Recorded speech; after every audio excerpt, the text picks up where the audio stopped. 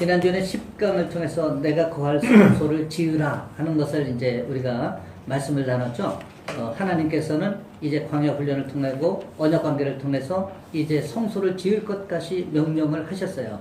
그런데 오늘은 이제 11강에 들어와서 거기서 내가 너와 만나겠다는 거예요. 그럼 그 거기가 어디냐 하는 거예요. 오늘 하나님께서는 내가 거기서 너와 만나겠다고 말씀하시는 거예요. 그럼 거기가 어딜까요? 거기가 지성소 내 마음. 그렇죠. 네. 예. 성소를 지으라고 하시면서 내가 거기서 너와 만나겠다는 거예요. 그래서 거기는 바로 이제 지성소. 예, 그래서 이제 오늘 이 11강을 통해서는 지성소에서 만나기를 원하시는 하나님의 음성을 듣는 그런 시간으로 우리가 한번 말씀을 나눠보도록 하겠습니다. 한번 또 우리가 몇 페이지죠? 84페이지 위에서 한번 우리 오순대 성도 네. 한번 큰 소리를 읽어주세요. 네네. 네. 자신에게 명령하지 못하는 사람은 남의 명령을 들을 수밖에 없다. 니체. 롬멜 장군은 사령관이나 군대가 병사에게 해줄 수 있는 가장 큰 복지는 훈련이라고 했습니다. 이런 면에서 보면 조직이 직원에게 해줄 수 있는 최고의 복지는 바로 지독한 훈련입니다. 전업회에 이기는 습관. 일본이 홈런한 왕정치는 회초리로 좁쌀 때리는 훈련을 했다고 합니다. 그랬더니 어느 순간 야구공이 수박만하게 보이더랍니다. 일본이 최고의 타자 이치로는 강속구에 강해지기 위해서 타격기계 바로 앞에서 배트를 흔들었습니다. 시간이 지나면서 강속구에 자신감이 생겼고 이런 지독한 훈련을 통해서 자신을 성장시킨 것입니다. 용불용설. 자꾸 사용하면 발달하고 사용하지 않으면 점점 퇴보한다는 얘기입니다. 우리가 우리 인생 속에서 하나님의 성전을 건축한다는 말은 주신 은혜와 여러 가지 조건들을 가지고 하나님이 기뻐하시는 성전의 구조를 가진 인생으로 나의 삶을 경영해 가는 것을 의미합니다. 광야에서 약속의 땅에 도달하지 못했던 대부분의 사람들은 하나님의 은혜가 부족해서가 아닌 주신 은혜를 경영하지 못한 나태함과 방종, 교만했던 사람들로 해석할 수 있습니다. 성도가 예수를 믿고 구원받은 이후 바로 결단한 일은 훈련하는 일입니다. 자신을 경영할 줄 알아야 하나님께서 제시하신 거룩한 목표에 도달할 수 있습니다. 모세가 산에서 보았던 하나님 보좌는 세 부분으로 되어 있었습니다. 이 성막의 세 위치는 우리 현재의 신앙 상태여 장차 누릴 영원한 처소에서의 우리의 섬김이 위치와 관계됩니다. 네, 거기까지. 네, 우리가 니츠가 한 말은 자신에게 명령하지 못하는 사람은 남의 명령을 들을 수밖에 없다. 다시 말하면 자기를 관리하지 못하면 남의 지배를 받을 수가 없다. 이런 뜻이 되겠습니다. 롬멜 장군의 말뿐만 아니라 우리가 이런 말씀을 많이 듣지 않습니까? 우리의 훈련은 전쟁에서 피와 바꿀 수 있다. 이런 얘기를 많이 하지 않습니까? 그러니까 훈련을 많이 받은 사람들은 전쟁에서도 생명을 유지할 확률이 높다. 이런 얘기가 되는 것입니다. 그래서 이 훈련은 그만큼 우리가 중요하다. 그래서 뭐 이런저런 예도 들지만은, 그래서 우리가 신앙생활도 어떻게 보면은 지금 이 땅에 우리가 살아가면서 신앙생활 하는 것은 이런 훈련의 연속이다. 이렇게 볼 수가 있는 거예요. 그런데 훈련은 어떨까요? 이렇게 마냥 행복하기만 할까요? 훈련은 좀 고되고 힘들고 땀이 납니다. 예, 그런데 이 땀은 우리가 거룩한 땀이고 이 땀은 우리가 영혼을 위한 땀이기 때문에 우리가 이 땀은 기꺼이 흘려야 될 나의 십자가다. 이렇게 생각을 하시면 우리가 마음이 훨씬 더 평안하고 또 훈련을 기쁨으로 잘 감당할 수 있고 이 훈련을 통해서 하나님의 임재를 경험하면 오히려 그것이 은혜가 되고 이것이 생명의 우리의 과정이구나 하는 것을 우리가 깨닫게 되는 것이 아닌가 이렇게 생각을 합니다. 그래서 우리가 성전을 건축한다 하는 것은 우리가 물론 이 땅에서 우리가 교회를 건축하는 것도 성전을 건축하는 것이지만 그러나 우리의 삶에서의 성전을 건축하는 것이 무엇보다도 중요한 것이 아닌가. 그렇죠? 우리 오순대 성전은 우리가 삶을 내가 건축하는 성전이 바로 나의 삶이고 나의 인격이고 나의 품성이 되는 거예요. 그러니까 내가 건축하는 성전이 아름답지 못하면 남으로부터 비난을 받을 수밖에 없는 거예요. 그 성전이 어떻게 내가 디자인하고 또 설계해서 그것을 어떻게 데코레이션을 하고 어떻게 건축의 양식을 어떻게 재료를 써서 하는가 하는 것은 전적으로 누구의 몫일까요? 우리 자신의 몫이라는 거예요. 그래서 우리가 짓는 이 성전은 정말 똑같을 수가 없습니다. 그래서 각자가 자기의 분량만큼 자기의 몫을 건축하는 거예요. 그래서 그것은 다양하게 지어질 수밖에 없는데 그러나 그것을 평가하시는 이는 오직 한 분 여호와 하나님 뿐이라는 거예요. 그건 누가 누구를 평가할 수가 없어요. 다만 그것이 우리의 그리스도의 향기로 풍겨질 때 우리가 다른 사람으로부터 정말 그리스도이야라는 인정은 받을 수 있는 것입니다. 그러나 최종 평가자는 여호와 하나님이시라는 것. 우리가 그것은 잊지 말고 우리가 이렇게 말씀을 통해서 우리가 나눔을 해야 될 줄로 믿습니다. 그렇다면 오늘 우리가 우리의 성전은 어떻게 건축을 해야 하겠습니까? 이래서 이것을 우리가 잘 음미해 보면 정말 나의 성품을 그대로 잘 드러낼 수가 없어요. 그렇죠? 왜냐하면 내가 드러내는 성품마다 지금 성전을 건축해 나가고 있다고 생각한다면 나의 언어, 나의 품성, 나의 행동 하나하나가 조심스러울 수밖에 없고 우리가 겸손해질 수밖에 없고 또 하나님이 어떻게 이 모든 것을 보고 계실까, 관찰하고 계실까 라는 것을 생각하면서 우리의 삶을 이어갈 수밖에 없다 하는 것을 우리가 알 수 있는 것이 아니겠습니까? 그래서 내가 행동하는 오늘 나의 어떤 행동은 바로 벽돌 한 장을 내가 지금 쌓고 있다 이렇게 생각을 하면 되는 것입니다. 그래서 그 성전 건축의 마지막 피어리드는 우리가 천국 갔을 때 이제 마무리되는 거예요. 그래서 그 성전에 정말 아름답게 성전이 건축되었는지는 평가는 이제 하나님 앞에 또 예수님 앞에 서서 우리가 평가를 받을 수밖에 없다. 그러면 오늘 우리의 성전 건축에는 우리가 어떤 자세를 가지고 이제 성전을 건축하는 건축자가 되어야 되는가 하는 것을 우리가 깊이 묵상해 볼 필요가 있다 하는 것이죠. 그래서 우리 찰사님도, 오순대 성도님도, 우리 박지사님도, 우리 또 율님도 우리가 성전을 건축하는 데 있어서 정말 깊이 묵상하면서 우리가 성전을 건축해야 됩니다. 그래야 하나님의 뜻에 합당한 그런 성전을 건축해 나갈 수 있다. 이렇게 우리가 보는 것입니다. 근데 많은 사람들 성전 건축하면은 교회만 생각하는데 그것이 아니라 우리의 삶이 성전 건축의 한 과정으로 보시면은 정확한 것입니다. 그래서 우리의 삶을 매일매일 점검하면서 우리가 감사일기 쓰는 것도 그런 이유 아닙니까? 그래서 우리가 감사일기를 매일 쓰다 보면 감사의 그런 조건들이 내 안에 충만하기 때문에 그래서 그 감사로 우리가 하나의 소재를 계속 이렇게 건축을 해 나가는데 사용해 나가면 우리가 정말 하나님이 보기에 합당한 또 아름다운 그런 성전이 건축되어지는 것이 아닌가 이렇게 우리는 볼 수가 있는 것입니다. 그래서 우리가 이제 출애굽한 이스라엘 백성들이 우리가 광야 5대 광야를 거치고 40년을 거치면서 결국은 여호수아와 갈렙만 가나안에 들어갔지 않습니까? 그렇죠? 네. 그러면 나머지는 다 1세대가 광야에서 죽었는데 그들이 은혜를 못 받은 건 아니지 않습니까? 그렇죠? 자 보십시오. 출애굽하기 전에 10가지 재앙을 겪었지 않습니까? 근데 10가지 재앙을 보면서 그것이 얼마나 큰 하나님의 경외와 은혜가 또 됐겠습니까? 그리고 또 출애굽하면서 홍해가 갈라지는 놀라운 그 성령의 역사를 또 경험하지 않았습니까?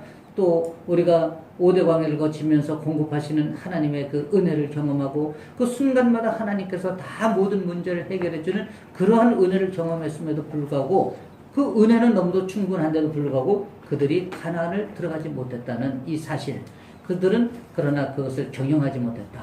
이렇게 우리가 볼 수가 있는 것입니다. 그렇다면 오늘도 우리가 이 땅에 살아가는 것은 우리가 5대 광야가 이 땅에 여전히 존재하고 이 땅에 우리가 광야를 지금 거쳐가고 있는 것입니다. 그런데 우리가 가나안에 우리 여기 있는 사람이 다 들어갈 수도 있고 또 가나안에 다는 못 들어가고 몇 사람만 들어갈 수도 있는 것입니다. 그래서 우리가 어떻게 정말 경영을 하는가. 그래서 이 출애굽을 우리가 하나님의 구원 경영이다 이렇게 얘기하는 거 아닙니까? 그래서 나의 삶을 내가 이렇게 경영을 할 수가 있어야 된다. 그래야 아름다운 성전도 건축할 수 있고 또 우리가 가나안도 들어갈 수가 있고 이것이 바로 가나안 영성이고 지성소 영성이 되는 것이다. 우리가 이렇게 볼 수가 있는 것입니다. 그래서 성도가 예수를 믿고 구원받은 이후 바로 결단한 일이 뭐냐면 훈련이라는 거예요. 그래서 이 훈련은 바로 우리가 성전을 건축해 나가는 과정이기 때문에 그렇다. 그래서 우리가 영적 삶을 살아가는 그 모든 것도 다 이런 훈련이다. 이렇게 보는 것입니다. 그래서 우리가 자신을 이 경영을 못한다면 결국은 하나님이 목표한 그 거룩성에 도달할 수가 없고 또 하나님의 목표에 우리가 합당하게 삶을 살아갈 수가 없기 때문에 그렇다 이렇게 보는 것입니다. 그런데 이제 모세가 산에서 보았던 하나님의 보좌가 세 구분으로 돼 있어요. 그렇죠? 이 세 구분으로 돼 있는데 이 성막의 위치는 우리의 현재의 신앙 상태라는 거예요. 그렇죠? 지난번에도 우리가 말씀드렸듯이 어떤 사람은 어디에 있어요? 동문을 들어갔다 나갔다 하는 사람이고, 어떤 사람은 또 성전 뜰에 있고, 또 어떤 분은 성소에 있고, 어떤 분은 지성소에 있는 거 마찬가지로 이렇게 위치가 다 각각 다르다는 것이죠. 그래서 한번 이 위치를 우리가 한번 보면서 말씀을 또 나누도록 하겠습니다.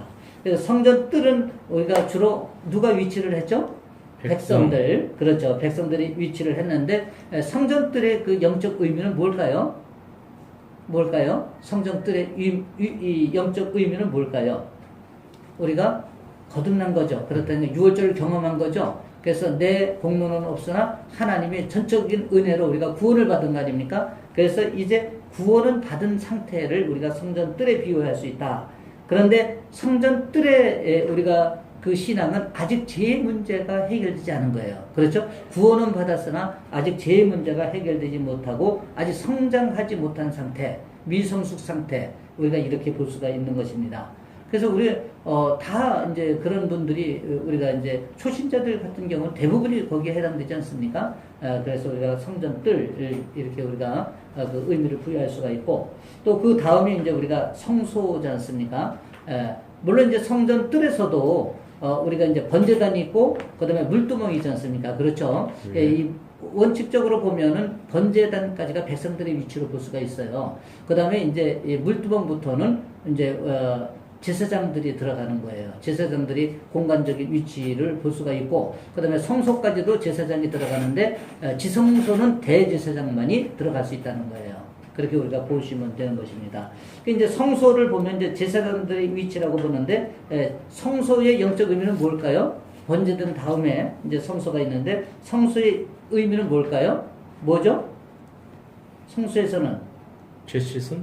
네, 그렇죠. 죄 씻음. 그래서 이제 성소에서는 우리가 죄의 문제는 우리가 물두멍에서 이제 해결하지 않습니까? 그래서 거기서 우리가 씻어요. 그래서 그 성령이다, 자기 부인이다, 세례다 이렇게 얘기를 하는데, 그다음에 이제 성소에서는 떡상이 있지 않습니까? 그렇죠? 그래서 이 떡상을 통해서 무엇을 공급받을까요?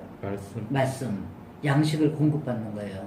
그래서 양식을 공급받는 것이고, 그다음에 이제 지성소는 바로 이제 구약에서 대제사장이 1년에 딱 한 번 대속죄에만 들어갑니다. 근데 이 지성소는 무엇을 의미하냐면은 하나님의 대행자로서 이제 들어가는 거지 않습니까? 그렇죠? 그런데 이 지성소가 구약 시대에는 대제사장만 들어갈 수 있는 정말 아주 특별한 지역이었지만은, 그런데 이제 예수님이 십자가에 달리심으로 인해서, 왜 십자가에 달리셨어요? 우리의 모든 죄를 감당하시고 우리의 구원을 위해서, 대속을 위해서 한 마리 어린 양이 되신 것이잖아요. 그래서 예수님이 십자가 돌아가시면서 어떻게 됐어요? 성소의 휘장이 어떻게 됐다고요? 찢어졌어요. 그래서 돌로 갈라졌습니다. 이 의미는 뭐예요? 이제 지성소에 들어가는 것이 율법으로 가로막을 수 없다는 거예요. 왜냐하면 율법의 완성이신 예수님께서 보혈의 피를 흘림으로 말미암아 이제 이 부분이 이제 누구나 들어갈 수 있도록 개방이 된 것입니다. 그러니까 우리에게 들어갈 수 있는 자격을 다 주신 거예요. 그래서 지금은 우리가 초신자나 우리 또 이렇게 직분자나 또 심지어는 목사님이나 이렇게 우리가 들어가는 위치가 선정된 것이 아니라 누구나 지성소를 들어갈 수 있다. 또 직분이 있는 분들이라고 해서 다 들어갈 수 있느냐? 우리가 또 신성정 목사님 같은 분 이렇게 입적하셔가지고 그 영의 세계를 보고 오신 그 간증을 들어보면 오히려 대부분의 많은 목사님들 또 장로님들이 또 그렇게 마땅히 있어야 될 것으로 생각했지만 없는 분들이 많다는 거예요. 예. 그러니까 우리는 이 땅에서의 직분은 그렇게 중요한 것이 아닌데, 그런데도 어떤 분들은 이 직분에 목숨을 거는 분들이 있습니다. 그래서 이 직분을 못 받으면 상처 있고 또 교회를 떠나고 이런 안타까운 현실이 있는 것을 볼 때 참, 이 직분이 도대체 뭐길래 여기 이렇게 우리가 집착하고 목숨을 거냐. 이 직분도 어떻게 보면 하나님이 주의 일을 하라고 그냥 그 일꾼으로서의 직분을 주어진 것 뿐이에요. 그런데 그 직분에 너무 우리가 명예라고 하는 것을 갖다가 딱 고리를 걸어서 봤을 때 그것이 나한테 상처도 되고 또 다른 사람들이 나를 봤을 때 무엇으로 어떻게 보겠는가 이렇게까지 생각하시는 분들이 있더라고요. 그래서 그것은 정말 우리가 인지 오류인데도 불구하고 우리가 직분을 잘못 생각하는 어디까지나 하나님께서 주시는 직분은 오직 주의 사명을 감당하라 이런 의미가 있다는 것만 우리가 아시면 됩니다.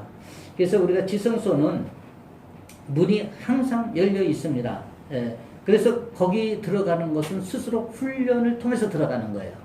그러니까 누구나 들어갈 수 있는데 누구나 그렇다고 해서 다 허용되는 것은 아닙니다.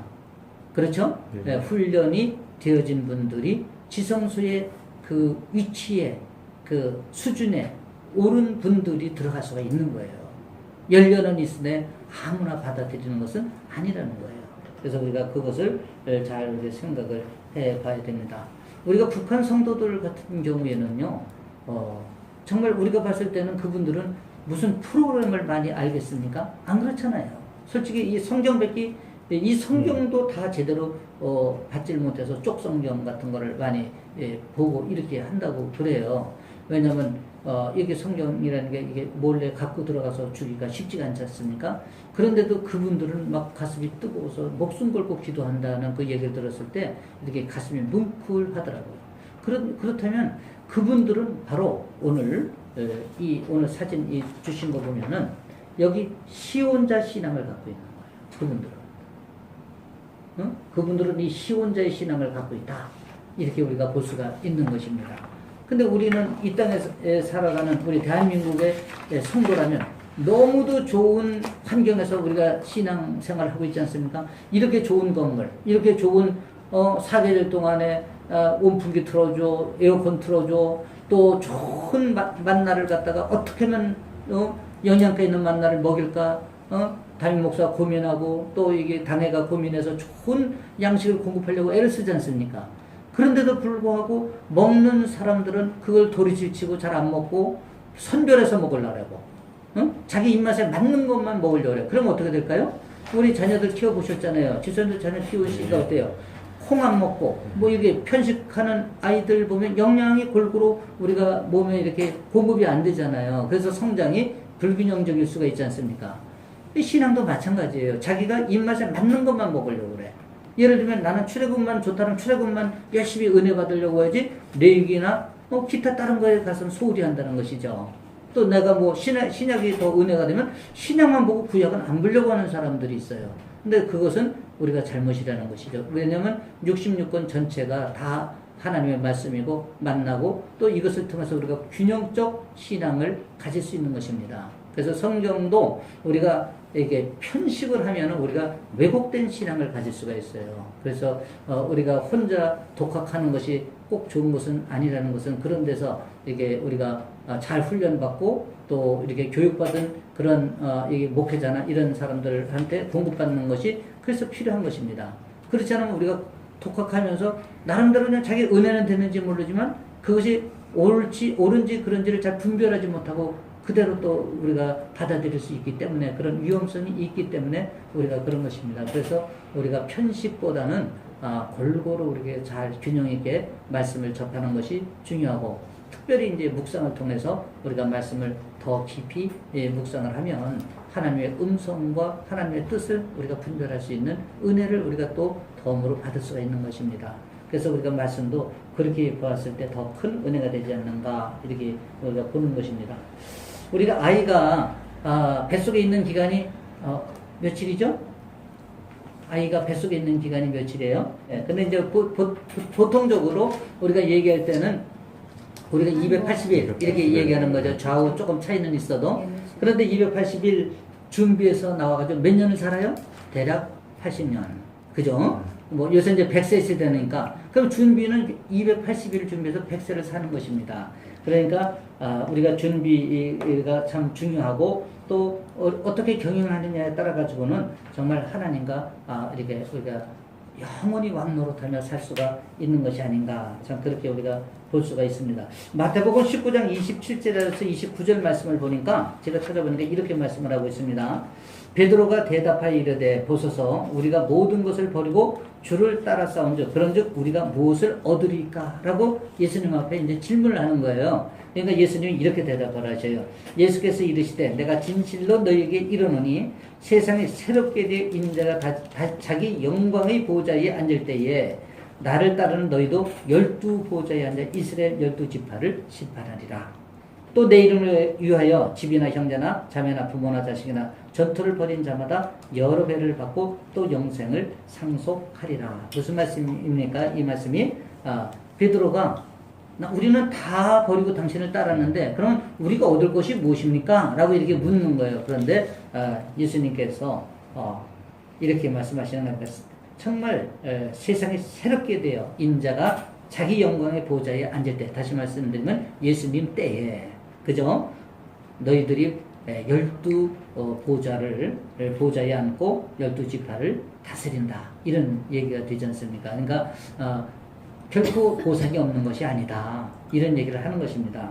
그리고 또 내 이름을 위하여 집이나 형제나 자매나 부모나 자식이나 전토를 벌인 자마다 결국 손해봤다는 것이 아니라는 거예요. 여러 배를 받고 또 영생을 상속하리라. 이렇게 말씀하시는 것입니다. 그래서 우리가 주의 일을 한다는 것, 이렇게 지성소 신앙을 위해서 우리가 교회에서 또 헌신하고 봉사하고 또 주님이 기뻐하는 일이 무엇인가 또 우리가 분별하며 또 주의 일에 우리가 애써 힘쓰지 않습니까? 그런 것이 우리가 손해보는 일이 아니라는 거. 하나님께서 다 기억하시고 또 하나님께서 이렇게 예비하신다 하는 이런 말씀을 마태복음에서 하고 계시는 것입니다. 그런 것도 우리가 참고하면서 우리가 하나님 앞에 정말 우리가 기쁨으로 달려가는 것 중요하지 않나 이렇게 생각을 합니다. 정리된 말씀을 한번 보겠습니다. 하나님의 인도를 우리는 가장 기쁜 곳 지성소로 데리고 가십니다. 이스라엘 백성들은 하나님께서 그들을 광야로 인도하셨다고 불평하고 원망했지만 하나님은 그들의 성막의 영광 가운데로 인도하셨습니다. 홍해를 건넌 후 불렀던 모세의 노래에도 그 거처를 들게 하기 위해 우리를 인도하셨다고 말씀합니다. 이렇게 다시 말씀드리면 이것은 결과적으로 가나안의 영성을 얘기하는 것입니다. 그리고 오늘 우리에게도 결국 고난과 역병의 삶으로 이끄시면서 거룩한 처소로 인도하시는 하나님의 특별한 섭리를 우리가 보게 됩니다. 근데 우리가 이런 가난 영성을 위해서 풀어야 할 것이 있습니다. 무엇을 풀어야 할까요? 먼저 풀어야 할 것이 있어요. 우리의 죄 문제입니다. 그래서 이건 철저히 우리가 회개를 통해서 우리의 죄 문제를 풀어야 그 다음에 가난 영성을 들어갈 수가 있는 것입니다. 가난 영성 다시 말씀드리면 지성소도 우리가 이런 절차와 과정이 필요하다 하는 것을 우리가 알 수 있는 것입니다. 예를 든다면 이런 것이에요. 우리가 30년 동안 일제 식민지 지배를 받았지 않습니까? 그때 우리 기독교의 많은 종파들이 신사참배를 했어요. 그런데 그거에 대해서 진정으로 해결한 것이 없습니다. 그러면 개개인들이 해결을 못하면 누가 해야 될까요? 총회라든가 그 단체에서라도 해결을 공식적으로 하나님 앞에 해야 되는 거예요. 물론 한경재 목사님이 해결을 하셨어요. 그분도 신사참배에 참여한 그 오점을 그렇게 훌륭하신 분인데도 불구하고 그런 오점을 남기신 거예요. 그래서 그분이 나중에 그 부분을 진솔하게 회개하고 자기 자신을 오픈하면서 하나님 앞에 용서를 구했습니다. 이렇게 우리가 죄의 문제는 이렇게 풀고 넘어가야 된다 하는 것을 이렇게 우리가 알 수가 있습니다. 그래서 민족도 우리가 지성소로 들어가려면 이 민족의 죄를 먼저 해결해야 되는 그런 부분이 있다 하는 것을 우리가 알고 이제 지성소로 들어오라는 하나님의 음성을 지금부터 이제 들어보시길 바랍니다. 첫 번째 문제 한번 보겠습니다. 왕 같은 제사장으로 부름받은 신약 백성들에게 주신 특권이 무엇입니까? 왕 같은 제사장으로 불렀죠. 우리 백성들을 이 신약에 와서는 어떻게 우리를 왕 같은 백성으로 불렀어요?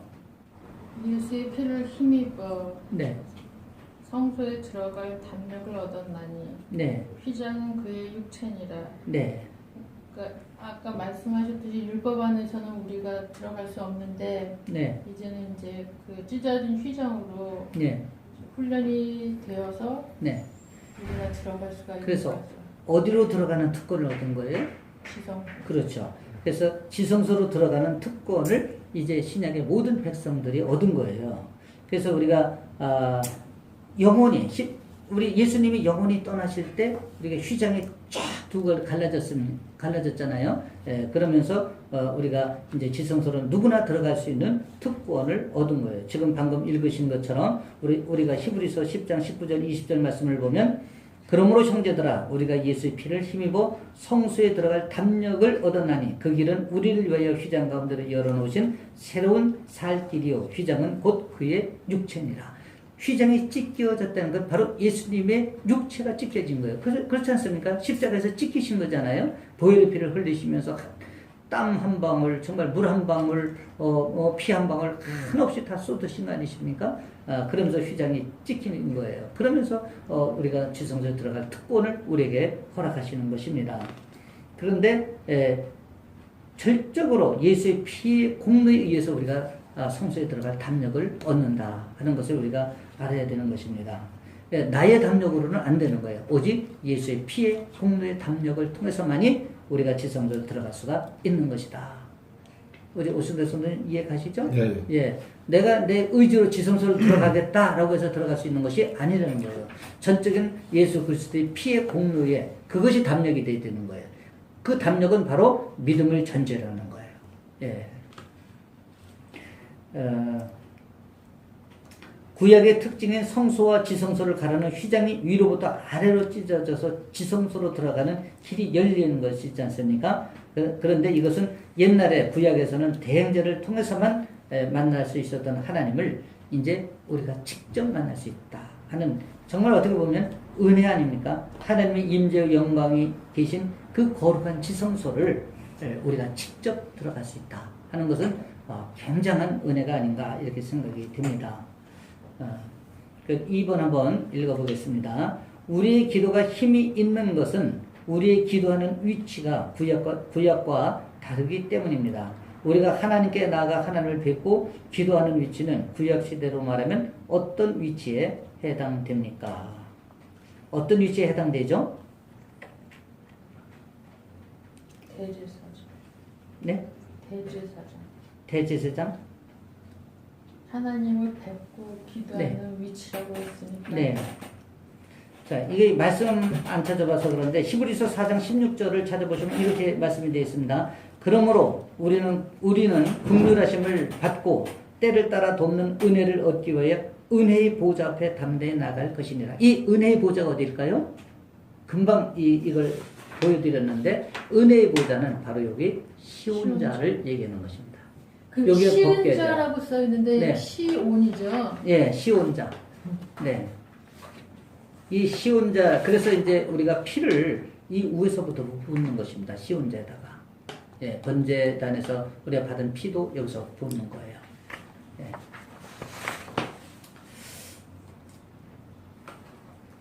그래서 이 시온자라고 하는 것은 은혜를 베푸는 자리, 이런 뜻이 됩니다. 그래서 이 시온자, 언약궤의 자리가 되고, 구약은 어때요? 성전들이나 성소, 성소, 또 지금은 지성소까지 이제 이렇게 들어갈 수 있는데, 이 지성소에 가면 있는 것이 이 법궤지 않습니까? 그렇죠? 이 법궤 위에 이 바로 천사가 날개를 펴서 있는 이 부분이 시온자다.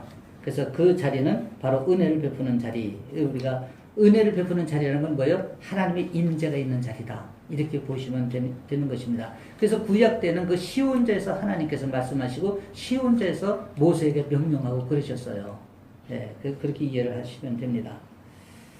또 우리가 3번 보겠습니다. 하나님의 정하신 원칙을 지키지 않아 심판받았던 제사장들은 누구입니까? 우리가 왕같은 제사장으로 부름받았다면 우리는 어떻게 우리 자신을 관리해야 합니까? 한번 누가 이거 예습하신 분 있으면 답변 한번 해보셔요. 누구죠? 우리가 아론의 아들 나답과 아비우. 네, 맞습니다. 나답과 아비우가 왜 심판을 받았죠? 바로 죽었는데 어떤 것 때문에 심판을 받았을까요? 그 네. 예. 향로에 네. 불을 네. 아무거나 썼어요. 네. 시키는 대로 안 하고. 네, 맞습니다. 향단에서 불은 이 번제단 불을 써야 돼요. 왜냐하면 번제단에서는 번제불을 태웠기 때문에 제 문제가 해결된 불이지 않습니까? 근데 그 불은 하나님께서 아주 지정을 해주신 불이에요. 그런데 나답과 아비후가 번제단 불을 사용하지 않고 아무 불이나 향로에다 담아다가 갖고 들어간 것입니다. 그래서 하나님이 그를 도저히 용서할 수 없어서 치신 거예요. 아답과 나비후가 그렇게 됐습니다. 그리고 이제 우리가 또 우리는 어떻게 우리 자신을 관리해야 됩니까? 히브리서 10장 21절에서 22절을 보면 이렇게 말씀하십니다. 또 하나님 집 다스리는 큰 제사장이 계심에 우리가 마음의 뿌림을 받아 악한 양심으로부터 벗어나고 몸은 맑은 물로 씻음을 받았으니 참 마음과 온전한 믿음으로 하나님께 나아가자. 무슨 뜻이죠? 우리 몸을 어떻게 하라고요? 맑은 물로 씻음을 받았다. 이런 얘기는 무슨 뜻이에요? 무슨 뜻이죠? 피로 제씻음을 받고 또 정결케 되었다. 이런 뜻이 되는 거예요. 그렇죠? 우리가 참 마음과 온전한 믿음으로 하나님께 나아가자. 참 마음과 온전한 믿음으로 하나님께 나아가려면은 우리의 죄의 문제가 해결돼야 되는 거예요. 근데 이 죄의 문제는 바로 맑은 물로, 이 맑은 물이라고 하는 것은 바로 세례를 의미하는 것도 되는 거예요. 그래서 우리가 그렇게 정결하게 우리 자신을 통하여 우리가 하나님 앞에 나갈 수가 있다. 이렇게 볼 수 있는 것입니다.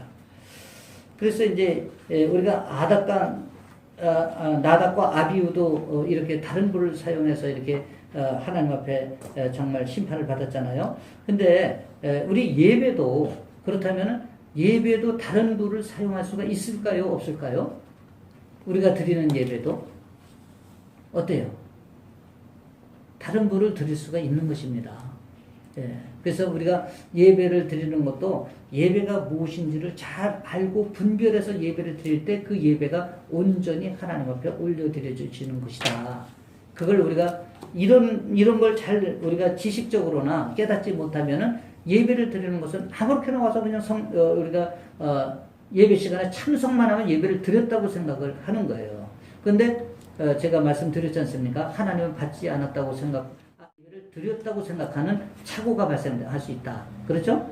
그래서 우리가 예배를 드리는 그 원칙과 또 하나님이 어떤 예배를 받으시는가 하는 것을 잘 분별해서 예배를 드려야 되는 거예요. 그것이 다른 불을 드리지 않는 것이라는 거예요. 그럼 뭐가 되죠? 우리가 초태성 신앙, 초태성 신앙을 지키지 않으면 우리가 정말 다른 불을 드릴 수가 있는 것입니다.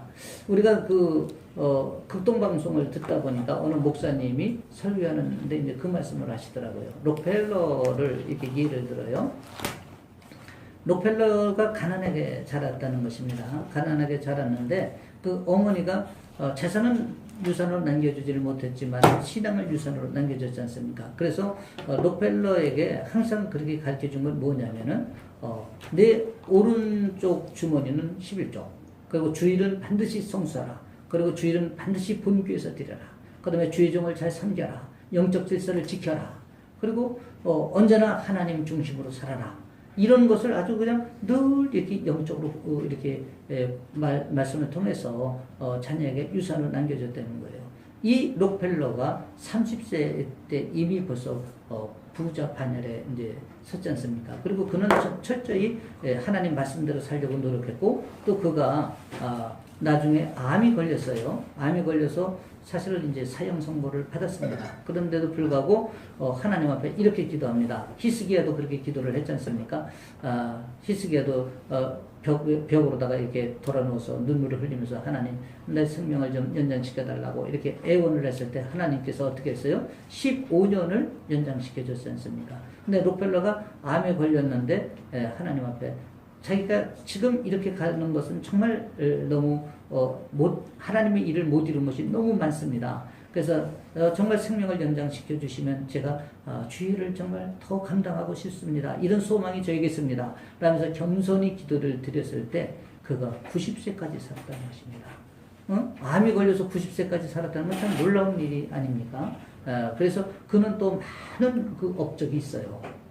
그래서 그런 것을 봤을 때 우리가 정말 신앙의 이렇게 유산을 남겨주는 것은 자녀에게 너무도 중요한 것이 아닌가. 그렇다면 신앙의 유산을 어떻게 우리가 남겨줘야 되겠습니까? 록펠러의 어머니가 가르쳐준 것을 이렇게 지금 보면 이렇게 묵상을 하면서 보면 이게 초태생 신앙을 가르쳐준 거예요. 그 다음에 무교절을 지키라는 것, 구름기둥과 불기둥을 인도를 받으라는 것을 가르쳐준 거예요. 이 신앙의 3원칙, 이것이 너무도 중요하다는 것이죠.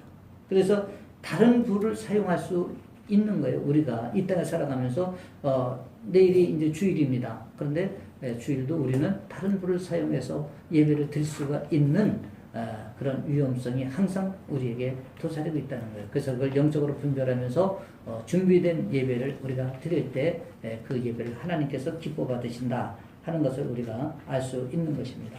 그래서 나답과 아비후는 독주도 먹었지 않습니까? 근데 이게 독주도 먹지 말라고 분명히 레위기 10장 9절에서는 해박에 들어갈 때 포도주나 독주를 마시지 말라라고 얘기를 했어요. 그런데 하나님의 이런 다 구별된 명령이 있음에도 불구하고 제사장 직분을 가진 이들이 지키지 않았을 때 하나님은 진노하신다는 거예요. 그런데 이것은 구약의 일뿐만 아니라 지금 우리는 왕같은 제사장으로 이 땅의 삶을 지금 살아가고 있지 않습니까? 우리는 신분이 왕같은 제사장이에요. 그렇다면 우리가 제사장으로서 어떠하게 우리가 신앙생활을 하고 우리 자신을 관리해야 되는가 하는 것은 깊이 묵상을 해야 될 부분이다 하는 것을 말씀을 드리는 것입니다. 자, 정리된 것을 한번 보겠습니다. 구약에서는 대제사장에게만 제한적으로 열렸던 지성소가 신약시대 이후로는 모든 그리스도인들에게 열렸습니다. 이는 우리 모두가 왕같은 제사장으로 부르심을 받았기 때문입니다. 베드로전서 2장 9절에는 이렇게 말씀하십니다. 너희는 택하신 족속이요 왕같은 제사장들이요 거룩한 나라요 그의 소유된 백성이니 이렇게 말씀을 하셔요. 이것은 이 말씀은 목적이 있어요. 무슨 목적이냐면 하나님의 아름다운 덕을 선포하게 하려 하신다는 거예요. 우리를 왕같은 제사장으로 세우신 하나님의 목적은 하나님의 아름다운 덕을 선포하게 하려는 거예요. 그래서 우리가 왕같은 제사장으로 부름을 받았으면 그 부르심에 합당한 삶을 살아갈 의무가 우리에게 있다. 이렇게 보는 것입니다. 이제 우리는 제사장의 엄격한 규율을 따라 자신을 경영하는 원칙이 필요합니다. 그렇죠? 출애굽기 28장 28장에서 29장까지를 보면 제사장의 위임식의 규례가 나와요. 제사장의 옷을 만드는 것부터 흉패를 만드는 것, 뭐 쭉 그 정리가 또 이 지성소에 성소에 들어가는 도구들 같은 그 모든 부분을 하나님께서 일일이 열가면서 가르쳐 주는 그런 부분들이 있습니다. 또 레위기 16장을 보면 대속죄일의 규례가 나옵니다. 이제 그런 것을 통해서 우리가 이제 이런 제사장의 이런 엄격한 규율을 우리가 한번 잘 알아둘 필요가 있다. 왜냐하면 우리가 제사장으로 이 땅에 살아가는 오늘 이 시대에도 구약의 이런 말씀들이 폐한 것이 아니라 하나님이 말씀하셨잖아요. 율법의 1.1에도 없어지는 거 아니라고. 예수님은 완성을 하러 오셨지 이걸 폐하러 오신 것이 아니지 않습니까? 그래서 우리가 영적으로 이런 것을 잘 의미하면서 오늘 이 시대에 나는 그럼 어떻게 우리가 제사장으로서 살아가야 될까 하는 것을 우리가 깊이 생각해 볼 필요가 있다 하는 것입니다. 또 하나님을 섬기는 봉사는 자원하는 마음과 열심만으로 되지 않습니다. 하나님이 정하신 원칙에 근거하여 섬겨야 합니다. 신약시대 왕같은 제사장으로 부름받았지만 그 능력과 영적 권위를 잃어버리고 가련하게 살아가는 그리스도인들이 많으면 참으로 안타까운 일입니다. 성경은 그들을 가리켜 경건의 모양은 있으나 경건의 능력을 부인하는 자들이라고 지적합니다. 디모데후서 3장 5절에 이렇게 말씀하고 있어요. 경건의 모양은 있으나 경건의 능력은 부인하니 이 같은 자들에게서 내가 돌아서라. 그러니까 이게 우리가 분별을 잘해야 되는 것입니다. 경건의 모양은 있으나 경건의 능력은 부인하는 이 같은 자들에게서 내가 돌아서라는 거예요. 그럼 경건의 능력이 없는 자들이 무엇이냐면 욕심과 탐욕과 뭐 세상 가치관으로 살아가는 모든 것이 이 디모데 후서 3장에 보면 쭉 열거해서 나옵니다. 그래서 우리가 같은 신앙의 공동체지만 그들을 신앙의 눈으로 하나님의 마음으로 긍휼히 여기고 그들을 품고 사랑으로 잘 우리가 인도해야 될 대상이지만 그러나 그들이 경건의 모양만 가지고 능력을 갖지 않고 정말 이렇게 왜곡된 신앙으로 산다면은 우리는 과감히 돌아설 필요가 있다. 그러니까 그들하고 돌아서라는 말을 그들하고 배척하라는 얘기가 아니라 그래서 당신하고 다신 상달을 하지 않을 거야 이러는 게 아니라 그들을 불쌍한 눈으로 보고 계속 우리가 그들에게 하나님의 말씀으로 양육할 책임을 가지고 또 그렇게 살아가야 되지만 그러나 영적으로는 딱 분리를 하라는 얘기예요. 돌아서라는 거. 왜? 부합하지 말라는 거예요. 그런데 우리가 조금 친하다 보면 이렇게 모여가지고 남선 교회도 그렇고 우리가 여성들도 마찬가지로 보면 이렇게 말씀 안에서 교제가 아니고 이렇게 사회의 이런 어떤 친목 모임 같이 이렇게 하는 경우가 있어요. 그 보면은 아니 모여가지고 남자들도 이거 술 먹는 경우가 있어요. 아니 교인들이 모여서 술을 먹는데 덕이 되겠습니까? 안 되죠. 근데 과거에 보면 그런 일들이 있었어요. 그러니까 있을 수 있는 거예요. 그러니까 이런 것을 우리가 알아야 되는 것입니다. 그래서 이럴 때는 어떻게 되냐? 돌아서라는 거예요. 예. 근데 분명 하나님이 기뻐하지 않는 그 모임이라면 우리는 그 모임에서 돌아서야 되는 것입니다. 여성들도 마찬가지고. 특히 이제 여성보다는 남성이 그런 위험성이 많은데 우리가 그런 경우에는 과감히 분류하고 딱 돌아서야 됩니다. 근데 이런 분별하지 못하고 그 자리에서 이렇게 미증이 있는 것은 내가 그 죄에 어떻게 하는 거죠? 동참하는 거예요. 참여하는 거예요. 그래서 그것은 우리가 아주 경계해야 될 부분이다 하는 것입니다.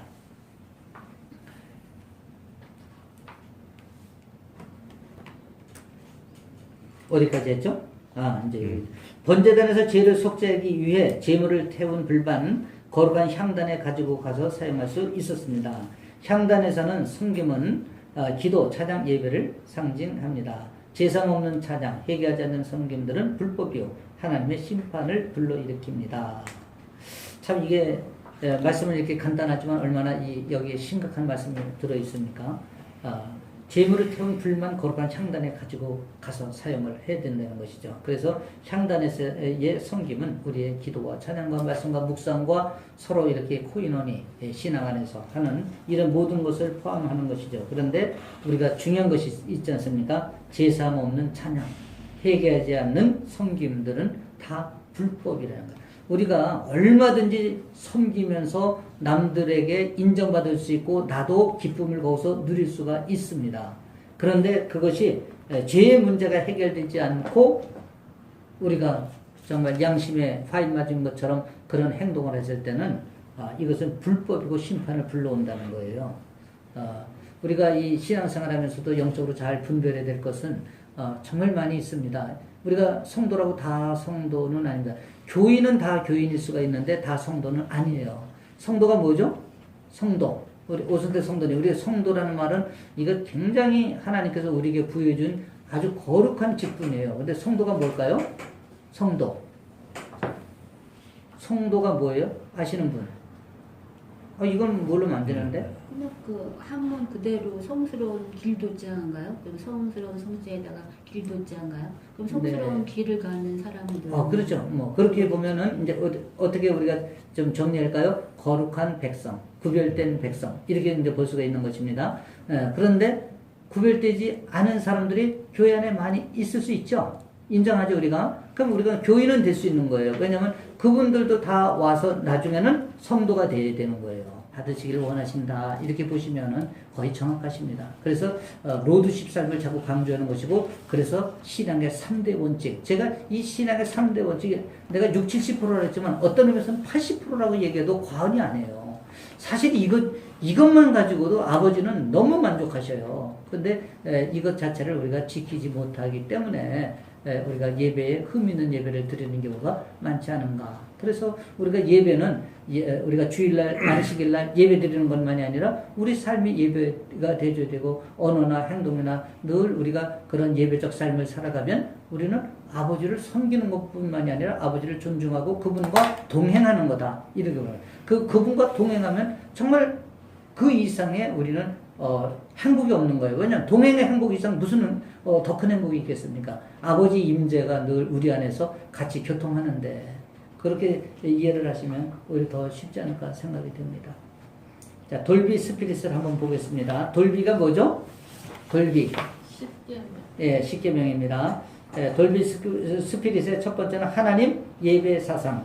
하나님만이 예배의 대상이 되는 거예요. 예배의 대상은 세상에 아무것도 없습니다. 오직 하나님 한 분이에요. 그래서 유일신앙, 하나님, 유일신 신앙, 유일신이에요. 유일신.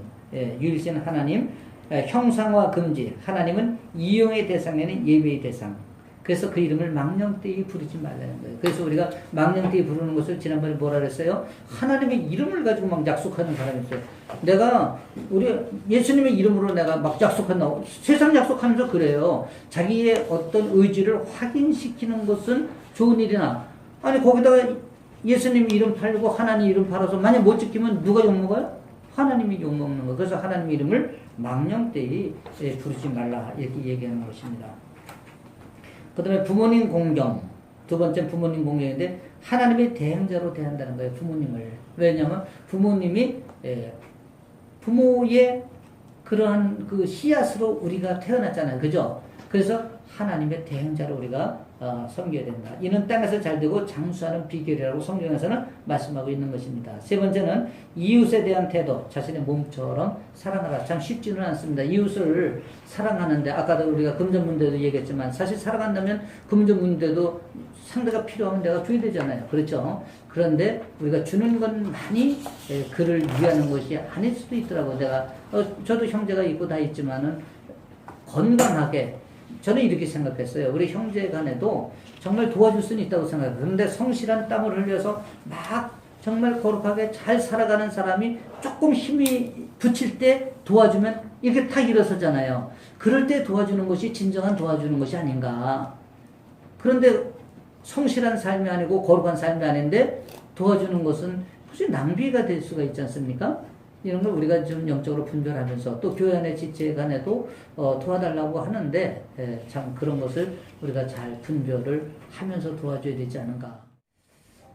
그리고 지성소를 사는 3원칙, 이제 3원칙은 제사장은 어떤 철학으로 사역을 하는가 하는 것입니다. 그래서 하나님은 예배하고 사람은 존대하겠다. 이런 생각을 가지고, 이런 철학을 가지고 우리가 사역을 해야 된다는 것이죠. 우리는 왕같은 다 제사장입니다. 그러니까 우리가 예배 정신을 꼭 가지고 또 우리가 이웃을, 우리 지체를, 형제를 존대하는 마음을 가지고 우리가 사역을 잘 감당하면 우리가 돌비 스피릿으로 우리가 사는 것이 아닌가, 우리가 그렇게 생각을 해볼 필요가 있습니다. 자, 당신에게는 언약으로서의 지성소가 있습니까? 하나님을 만나고 경험하고 인도를 받는 통제 영역, 절대 영역이 있습니까? 절대로 복종하고 따라야 할 절대 가치가 있습니까? 무너져서는 안 될 절대 영역, 지성소가 없으면 당신은 왕같은 제사장이 아닙니다. 이 말씀 참 그 가슴에 닿지 않습니까? 왕같은 제사장이라고 해서 우리가 마음대로 하라는 게 아니에요. 우리가 넘어서는 안 될 영역이 있다는 거예요. 구별을 반드시 해야 될 영역이 있다는 거예요. 절대 무너뜨릴 수 없는 부분이 있는 거예요. 이거는 신실한 것이고 이거는 신성한 거예요. 그래서 이 영역을 우리가 지키는 그 테두리 안에서의 제사장 삶이에요. 예, 그래서 제가 아까도 질서 안에서 순종하라. 어떤 분들은 직분자도 자기가 다 마음대로 치우잖아요. 그래서 당에도 마음대로 운영하잖아요. 그리고 이 헌금 집행도 마음대로 하시잖아요. 근데 이 마음대로 하는 것이 잘못되는 경우도 허다한 거예요. 그런데 그것에 무조건 뭐 이렇게 우리가 복종하라. 저는 그렇게는 말씀드리고 싶지 않습니다. 그래서 우리가 영적으로 분별하고 질서 안에서 정말 뭐 우리가 훌륭한 그런 그 사역을 하시는 분은 우리가 존중하고 존대하고 또 순종해서 사역을 잘 동역함으로 말미암아 그 사역이 하나님이 기뻐하는 사역이 되고 열매가 되도록 우리가 최선을 다해야 되는 것은 우리의 마땅한 우리의 의무다. 또 우리의 책무다. 우리가 그렇게 볼 수가 있는 것입니다. 그래서 저도 신앙생활을 지금 뭐 어떻게 보면 중학교 때부터 신앙생활을 했으니까 꽤 연수는 됐죠. 연수는 됐지만 우리가 연수가 중요한 것이 아니라 이제 정말 이게 복음이 내 안에 들어와서 하나님과 임재 가운데 내가 이렇게 신앙생활을 할 수 있는 정말 지금이 그 어느 때보다도 저는 행복하다 이렇게 좀 생각을 하거든요. 그러니까 이러한 믿음이 우리가 믿음의 삶을 살아가면서도 영적 분별을 늘 하면서 우리가 또 이런 공동체 안에서도 이렇게 순종과 또 그런 부분을 잘 감당해 나가야 되지 않나 그렇게 저는 생각을 합니다. 한번 우리가 적용 질문 한번 보겠습니다. 나는 매일 어떤 방법으로 하나님을 만납니까? 그러니까 이제 2번 보면 나의 예배, 나의 경건의 시간에 나는 그분의 임재를 경험합니까? 3번 보면 내게 있는 절대 영역, 구별된 그런 시간 등은 어떤 것이 있습니까? 이게 참 어떻게 보면 다 우리가 한 번씩 이게 생각을 해봐야 될 부분이 아닌가. 근데 이 부분이 사실은 우리가 인지가 돼줘야 돼. 이게 인지가 안 되고 그냥 우리가 생활을 이게 세상 삶인지 신앙인의 삶인지 모르게 그냥 막 그냥 이렇게 혼합돼서 사는 것은 조금 문제가 있다 이렇게 생각합니다. 그래서 우리가 그리스도인이라면 김하중 장로가 중국대사 하시던 책을 지으신 분이 하나님의 대사 이 책을 지으신 분 있잖아요. 예. 그분은 자기가 하나님의 대사라는 그 인지를 하고 삶을 살았어요. 그래서 항상 어떤 중요한 문제의 결정을 하나님과 기도로 먼저 이 부분을 질문하고 답을 받고 그리고 나서 이분이 모든 삶의 기준을 삼았어요. 정말 아주 대단한 분이에요. 이 책 저도 지금 뭐 읽고 좀 봤습니다만은 진짜 그 국가 정부 관료 중에서도 이런 분이 참 있었다는 게 참 놀랐습니다. 그러니까 이런 것은 우리가 좀 필요하지 않는가. 우리 차일선님 아까 말씀하시고 싶어 했잖아요. 해봐요. 네. 종합적으로. 이 적용중 1번, 2번, 3번에서요. 네. 1번 나는 매일 어떤 방법으로 하나님을 배웁니까? 네. 그래도 이 질문 이걸 보고서 네. 이 생각을 했었어요. 네. 근데 이제 느낀 거는 그전에는 제가 이제 기도나 뭘 할지 항상 내가 하나님을 뵙는다고 생각을 했었는데 네. 네. 이제 장로님 출애굽하는 과정에서 네. 하나님은 우리는 그걸 기도를 드렸지만 하나님은 그런 예배는 안 받으신다. 네. 이런 말씀을 네. 하셨을 때 맞아. 그럴 네. 수도 있구나. 네. 내가 이런 자세가 안 돼 있었던 네. 거니까 네. 하나님은 내 이 기도는 안 받으셨을 거다. 이런 생각을 네. 들어서 그 생각을 이제는 마음가짐이라든가 뭐 이런 게 이제 밖에서 무조건 하나님이 받으실 기도를 드려야지 네. 이런 식으로 이게 바뀐 게 하나가 있고요. 네. 받으실 기도를 당신은 어떻게 해요? 받으실 기도 당신이 구원이 돼요? 네. 그렇지. 네. 그냥 건성으로 기도하는 게 아니라 그쵸. 건성으로 온 마음과 정성을 내가 실력과 진정으로 기도하는 아니지 않나? 아니지. 이게 당신은 그런데 이게 아니, 습관적으로 동의가 돼요. 습관적으로 기도를 하거나 어떨지게는 네. 근데 아차 싶어가지고 이렇게 기도하면 안 되지 하는 생각. 우리가 기도를 해보면요, 기도자는 그걸 알 수 있어요. 이 기도는 하나님 받으시는 기도인가 아닌가를 스스로 알아요.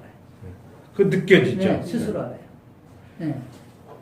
우리가 이제 하나님 의뢰 습관적으로 하시는 분들도 많아요. 그냥 뻔한 얘기로 그냥 이렇게 하시는 분들이 있는데, 우리가 진솔한 기도는 우리가 본인도 먼저 알죠. 네. 말씀하세요. 이번에 나의 예배, 나의 경건 시간에 나는 그분의 임재를 경험합니까? 저는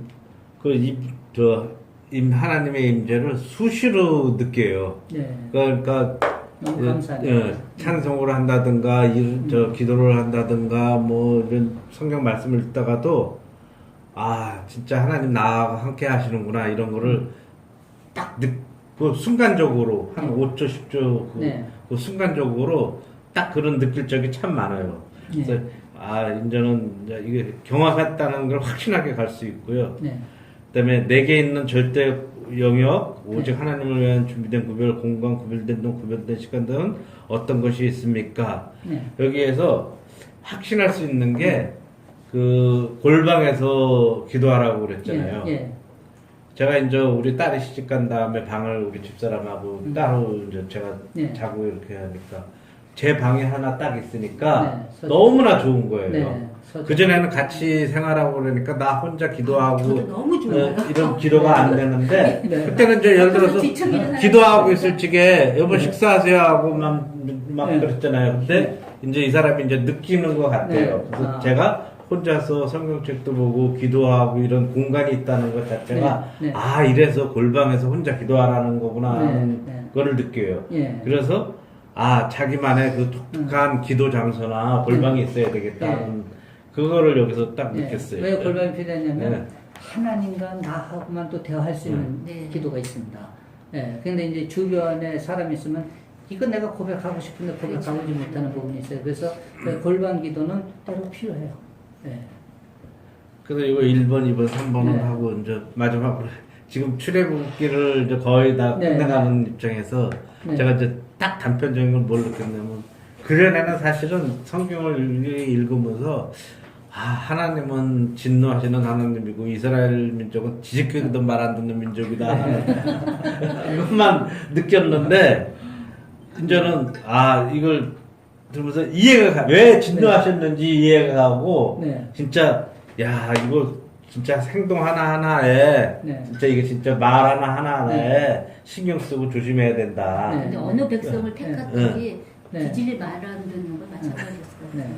그거를 이제 출애굽기에서 이제 그거를 느꼈어요. 네. 야 이게 진짜 그때는 왜 이렇게 그냥 말도 안 듣고 또 뭐 사사건건 진노하시고 뭐 그 조금 잘못했다고 그러니까 아까 그 사무엘 예. 저기 뭐야 사우랑 응. 사우랑도 그 저는 저 오늘 그걸 알았는데 저는 제가 사우랑을 치신 게 네. 그 사무엘 기다리다 지가 네. 막 제사 드리고 네. 이래서 아 그런데 아 그렇다고 해서 뭐 그렇게 치신 정도가 되나 막 이런 식으로 생각을 했었거든요. 네. 근데 이제 이 출애굽기를 딱 공부하고 네. 나면서 네. 하나님이 진노하실 행동을 했구만. 네. 저 네. 영역을 침범하면 안 네. 되는데 그 침범했잖아요. 네, 네. 그걸 딱 느끼겠더라고요. 네, 네. 또 하나는 아까 기본 사람. 기본 사람 거기서 이제 네. 그 취하지 말라 그랬는데 자기 마음대로 하고. 네. 그러니까 하나님의 말씀을 그렇게 그냥 진짜 대적하면 안 되고 진짜 철저하게 하나님 말씀을 들어야 된다는 그거를. 네. 예, 왜냐하면 우리가 하나님은 사랑의 하나님이시기도 하지만 또 질투하시는 하나님이기도 해요. 아까도 말씀드렸듯이 하나님이 우리가 하나님의 우선순위에서 벗어날 때 왜냐하면 우리는 피조물이라는 걸 잊어서는 안 돼. 우리를 만드신 분이잖아요. 그죠? 근데 그런 우리 피조물이 창조주를 1순위에다 두지 않고 2순위, 3순위 그 지가 왕권 가지고 휘두르면 아니 질투하시겠어요? 안 하시겠어요? 그래 입장을 바꿔놓고 보세요.